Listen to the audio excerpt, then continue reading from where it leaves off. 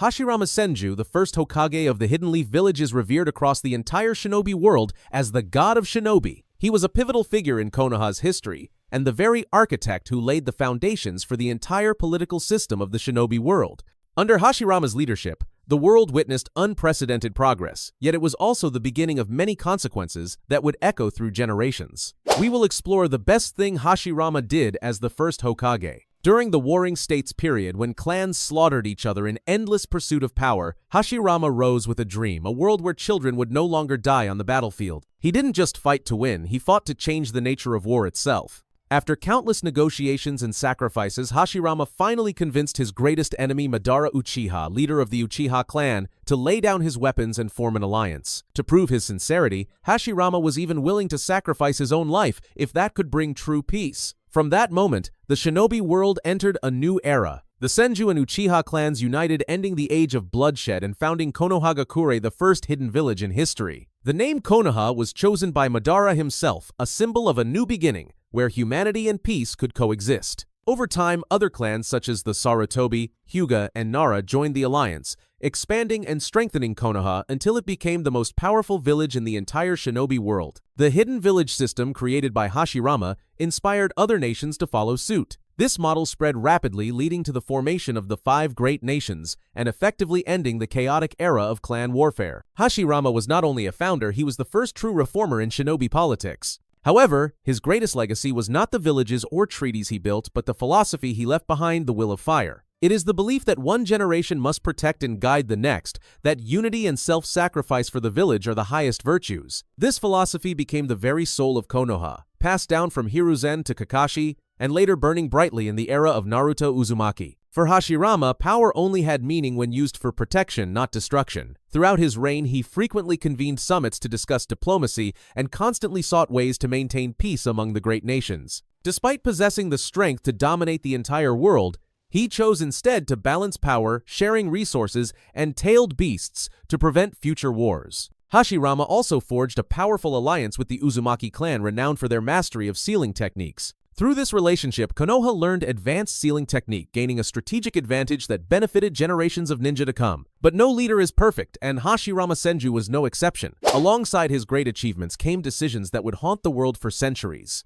After defeating Madara Uchiha in their fateful battle, Hashirama sealed the 9 tails and recognized the danger the tailed beasts posed to world peace. With good intentions, he made one of the most controversial decisions in shinobi history, distributing the tailed beasts among the other villages. At the first Kage summit, Hashirama believed that sharing power equally would build trust and prevent conflict. He hoped that if every nation had the means to protect itself, no one would live in fear or suspicion. Yet the outcome was the complete opposite. Those mighty creatures became weapons of mass destruction, tools for asserting dominance and fueling wars. Thus began the cycle of great ninja wars born from Hashirama's idealistic pursuit of peace. This decision also led to a cruel consequence, the creation of the Jinchuriki system. To control the tailed beasts, they were sealed inside human hosts. This not only stripped the beasts of freedom, but also condemned their hosts to lives of isolation and discrimination. Hashirama sought to protect the world, but in doing so, he unknowingly sowed the seeds of hatred between humans and tailed beasts. Another mistake was his unwavering faith in Madara.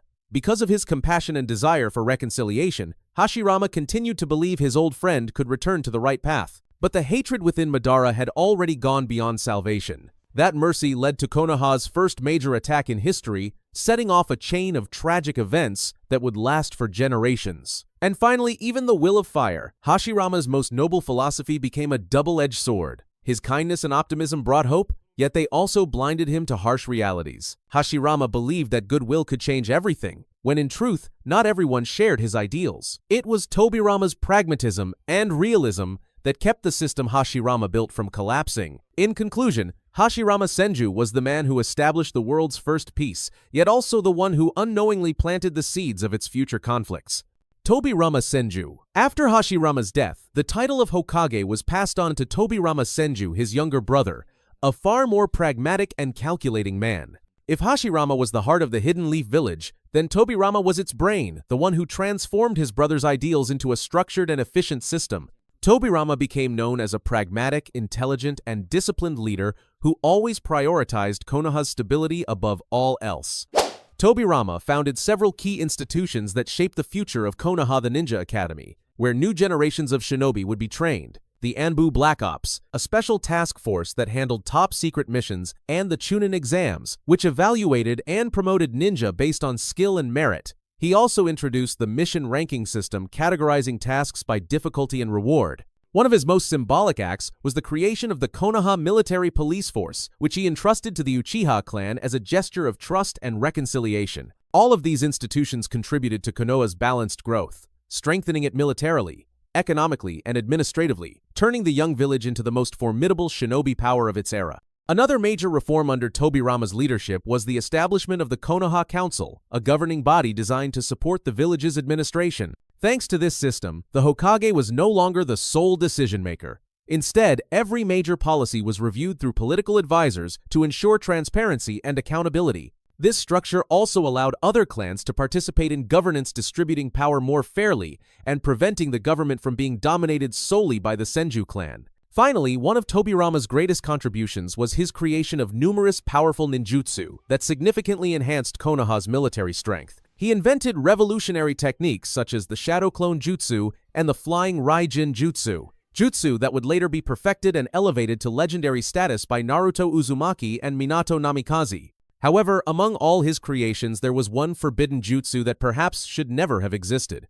The first and most well-known mistake of Tobirama was his discrimination against the Uchiha clan. From his perspective, it was a preventive measure, because he understood how the Uchiha's intense emotions could easily lead to tragedy. Yet that very precaution eventually turned into distance and mutual distrust by limiting their influence within the political structure and assigning them to the role of the Konoha Military Police Force. Tobirama effectively kept them on the outer circle of power. This lack of trust became the seed of resentment, one that would quietly fester through generations, ultimately leading to the tragedy of Itachi and the downfall of the entire clan. The second, far more catastrophic mistake was the creation of the Edo Tensei, a forbidden technique that resurrects the dead by using the DNA of the deceased and sacrificing the life of a living person as an offering. Tobirama originally developed it as a means of tactical experimentation, but in the wrong hands, Edo Tensei became a weapon of devastation abused in events such as Orochimaru's invasion of Konoha and later in the Fourth Great Ninja War orchestrated by Kabuto Yakushi. In summary, Tobirama was a revolutionary and highly effective leader. He was cold, pragmatic, and always viewed everything through logic and reason. If Hashirama placed his faith in emotion, then Tobirama placed his faith in the system. Because of that difference, Konoha under his rule became stable but lacked the warmth of compassion. If those two qualities could have existed together, Konoha might have been a truly perfect village. Even so, Tobirama's pragmatism led him to make decisions that were useful at first, but eventually brought unavoidable consequences in the long run. Hiruzen Sarutobi, the third Hokage, also known by the title the Professor, was the man who mastered every known jutsu in the Hidden Leaf village. Although once praised as one of the greatest Hokage in history, over time he came to be remembered by many as one of the most disappointing leaders Konoha ever had. In reality, during his first term as Hokage, Hiruzen performed his duties exceptionally well. He maintained political, economic, and social stability in Konoha for a long period, especially during the difficult post-war years following the First Great Ninja War, as well as throughout the Second and Third Great Ninja Wars. At a time when other nations were constantly thrown into chaos, keeping Konoha standing strong was an undeniable achievement. Hiruzen was also deeply respected for his vast knowledge and wisdom. Having mastered all 5 basic chakra natures, he earned the nickname the Professor for his understanding of nearly every ninjutsu known within the village. He was the one who personally trained the legendary Sannin, the 3 disciples who would later become symbols of Konoha's greatness. Beyond his strength, Hiruzen was the true inheritor of the Will of Fire, the philosophy passed down from Hashirama and Tobirama. He carried this spirit forward and instilled it in the next generations. Unfortunately, those noble qualities were completely overshadowed during his second term as Hokage, when a series of critical mistakes dragged Konoha into deep and lasting consequences.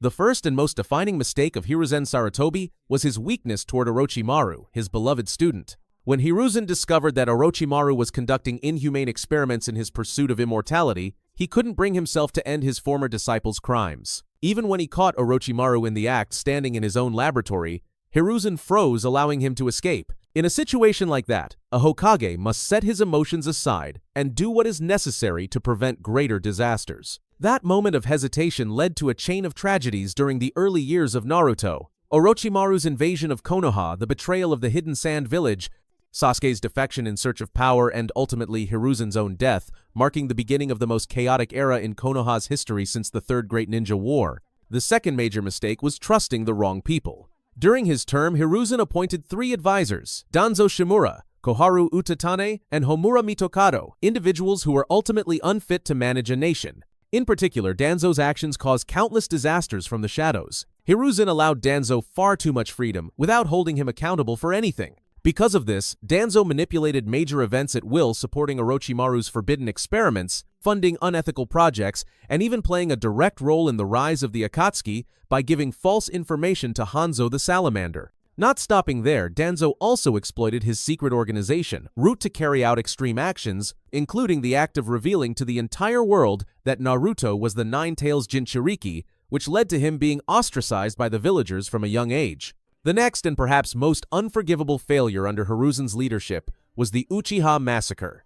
After the Nine-Tails attack, the Uchiha clan was suspected of being behind the plot, leading to their isolation and discrimination by the village government. Under the influence of the council, Hiruzen approved the relocation of the entire Uchiha clan to the outskirts of Konoha, effectively pushing them away from the political center of power. This alienation fueled resentment within the clan and planted the seeds of rebellion. When Shisui Uchiha and Itachi Uchiha sought peace through diplomacy, Danzo intervened, stealing Shisui's Mangekyo Sharingan and destroying all hope for reconciliation. Though Hiruzen tried to mediate, his indecision allowed the situation to spiral out of control. In the end, the entire Uchiha clan was annihilated by Itachi, a tragedy remembered as one of the darkest chapters in Konoha's history, ruining the life of a prodigy and driving Sasuke down a path of vengeance. What's worse is that even after learning the truth, Hiruzen's only response was to order Danzo to disband Root without any real punishment. Danzo ignored the order and continued operating in secret, proving that the real power in Konoha no longer lay in the hands of the Hokage,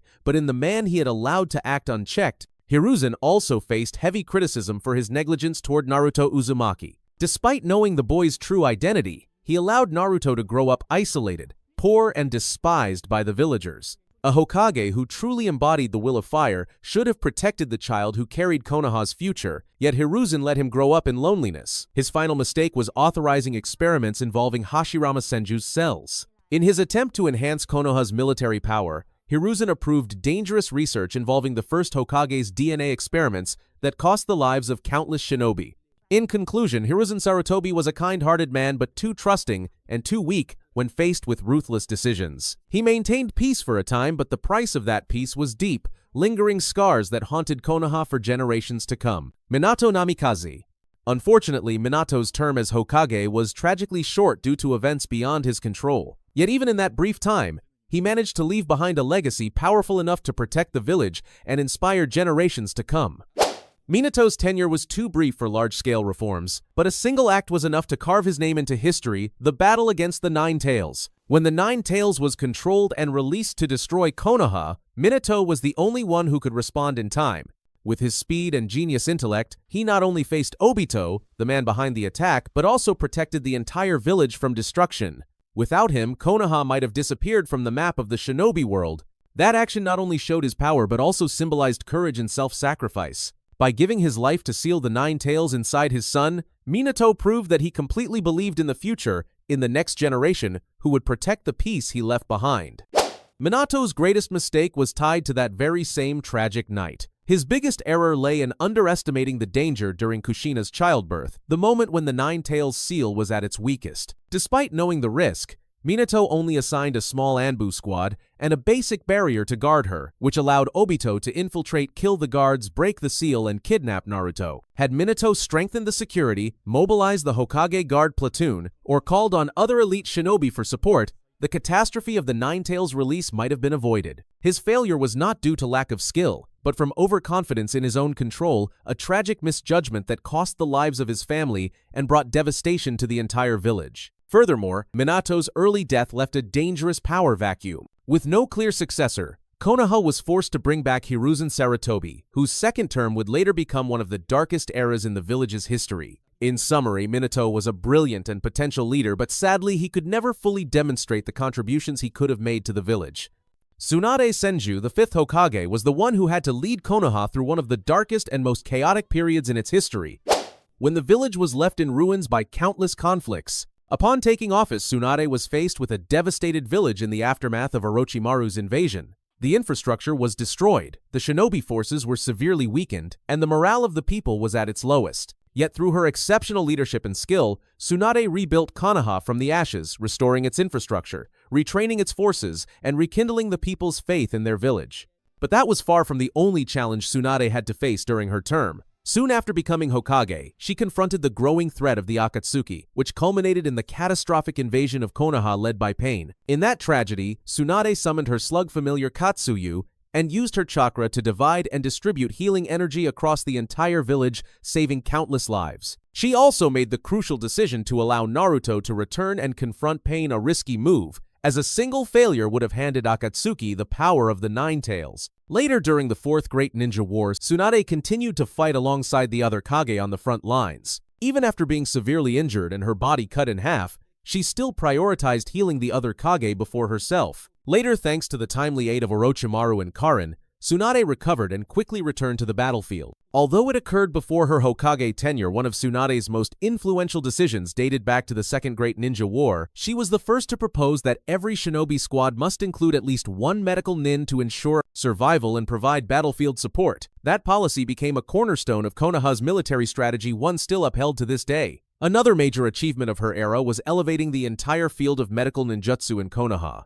As the greatest medical nin in history, Tsunade restructured the village's healthcare system, trained a new generation of medical shinobi, and laid the foundation for the future of Konoha's medical science. Notably, Tsunade was also the one who issued the ban on sending children to the front lines, a deeply personal decision inspired by the loss of her younger brother Naruto Senju. Finally, in the realm of diplomacy, Tsunade proved herself to be a formidable leader as well. After the chaos caused by Danzo at the Five Kage Summit, she restored trust among the great nations, strengthened inter-village relations, and played a key role in maintaining the unity of the allied shinobi forces. In truth, Tsunade made very few mistakes during her term as Hokage. Her performance as a leader was highly effective and exactly what Konoha needed at that time. Perhaps her greatest misstep was the decision to assign the Sasuke retrieval mission to a team of genin led by Chunin Shikamaru. After Orochimaru's invasion, Konoha's forces had suffered devastating losses, leaving the village severely short on high-ranking shinobi. As a result, Tsunade had no choice but to make a decision under extremely limited options. However, this was still an S-rank mission with an exceptionally high risk level. The young ninja in that squad were forced to face enemies far beyond their capabilities. The mission was essentially a gamble, and it ended in total failure. Many shinobi were seriously injured and some nearly lost their lives. Although her decision can be understood given the circumstances, it was still a strategic mistake that surely haunted Tsunade afterward. Another error was her decision not to remove the three advisors, Danzo, Koharu, and Homura, from the village council. After all the damage they had caused during Hiruzen's era, Tsunade should have replaced them with more competent and progressive leaders such as Shikaku, Inoichi, or Kakashi. By keeping them in power, Konoha continued to suffer from outdated and conservative thinking, which slowed down the reform and modernization efforts Tsunade was trying to push forward. In conclusion, Tsunade was one of the finest Hokage in Konoha's history. Under her leadership, the village was not only healed physically, but also revived in spirit. Despite her few mistakes, Tsunade was the one who lifted the hidden leaf from the ashes and guided it through its darkest years. Kakashi Hatake became the 6th Hokage after the Fourth Great Ninja War, in a time without battlefields yet filled with new kinds of challenges. Right after the war ended, Kakashi began his term with an enormous task rebuilding Konoha. He quickly restored the administrative system, reorganized the shinobi forces, and promoted industrial, technological, and commercial growth. Thanks to his open-minded vision and diplomatic skills, Konoha gradually became the economic and cultural center of the entire shinobi alliance. This transformation was clearly seen in Naruto Shippuden The Last, where the village flourished with bustling trade and a standard of living higher than ever before. Kakashi also understood that the era of war was over. For that reason, he reformed the shinobi system so that ninja could find new purposes in life beyond fighting. Under his leadership, shinobi were no longer just weapons of war, they became members of civil society, contributing to peace and national development. In diplomacy, Kakashi maintained stable relations among the great nations, continuing the cooperative spirit established by the allied shinobi forces. Conflicts were resolved through dialogue rather than violence, and trust replaced fear, creating the longest period of peace the shinobi world had ever known. Another meaningful act during his tenure was preparing Naruto for leadership. Kakashi knew Naruto would one day become the next Hokage, so he devoted time to guiding him, teaching responsibility, leadership, and how to see the world through the eyes of a Hokage. Thanks to this, Naruto entered his own era with maturity and a deep understanding of his duty. And though opinions were divided, one of Kakashi's most commendable decisions was granting Sasuke Uchiha forgiveness and allowing him to atone for his past sins in his own way. This decision became a turning point for Konoha. Besides Naruto, Sasuke became the village's unseen protector, safeguarding it from threats that emerged in the shadows. Without him, cosmic dangers like the moon's collision could have brought catastrophe upon Konoha. Thanks to Sasuke's vigilance, many threats of the new era were neutralized before they could ever begin.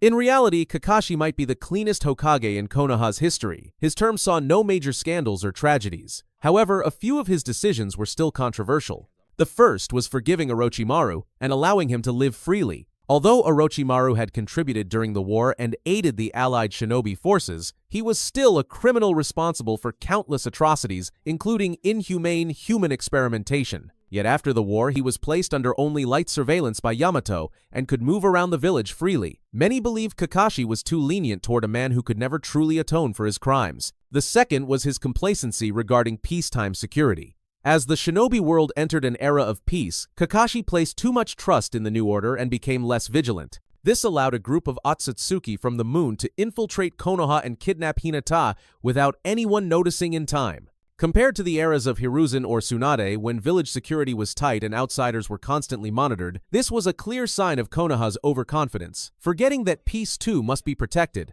In conclusion, Kakashi was the Hokage of the peace era, the leader who turned Konoha into a symbol of progress, a place where shinobi could finally live as human beings, not merely as tools of war. Naruto Uzumaki, the 7th Hokage, is the living embodiment of perseverance, willpower, and unshakable belief. The boy, once shunned by his entire village, became the man who led it, bringing peace to the entire shinobi world. The first and most important achievement of Naruto's era was maintaining strong, lasting relationships between nations after the Fourth Great Ninja War. He accomplished this not through strategy or politics, but through his true self, his sincerity, kindness, and unwavering faith in his friend. Another monumental accomplishment of the 7th Hokage was transforming how the world viewed the Jinchuriki and the tailed beasts. Thanks to Naruto, the beasts were finally freed, no longer treated as weapons of war. He taught the world that these beings had hearts, emotions, and a desire to live in peace, something no Hokage before him had ever achieved. Naruto also fulfilled his promise to Neji Hyuga by breaking the cycle of discrimination within the Hyuga clan, ending the centuries-old system of main and branch families. He completely abolished those oppressive traditions, marking the end of an era of injustice that had plagued the clan for generations. Beyond peace and unity, Naruto continued the modernization that Kakashi had begun. Under his leadership, Konoha entered a golden age of progress with advanced technology, modern infrastructure, and an economy more vibrant than ever before.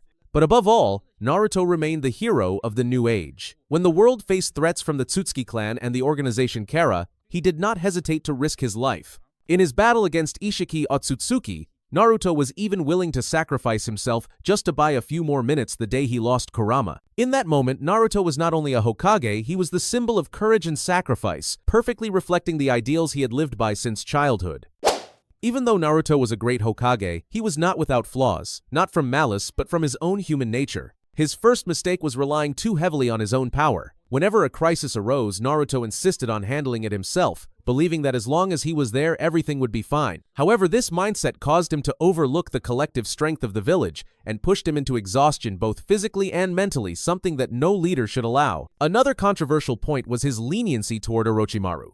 Like Kakashi before him, Naruto allowed Orochimaru to live freely under supervision. Despite the countless unforgivable crimes Orochimaru had committed, Naruto still chose tolerance, though he did restrict his access to the village. And finally, the most unfortunate aspect of Naruto's Hokage era did not come from politics or war, but from his own family. The overwhelming responsibilities of the Hokage took nearly all his time, causing him to grow distant from his wife and children, the complete opposite of the boy he once was. The child who longed for love and dreamed of a simple, happy home had become a father too busy to be with his own children. In conclusion, Naruto Uzumaki was the Hokage of the peaceful era, the man who turned his childhood dream into reality and changed the entire shinobi world. He is the embodiment of compassion and the proof that faith and understanding can overcome even the deepest hatred. Thank you for watching. If you enjoyed the video, don't forget to like, share, and subscribe to the channel. Turn on the notification bell so you won't miss any of our upcoming videos.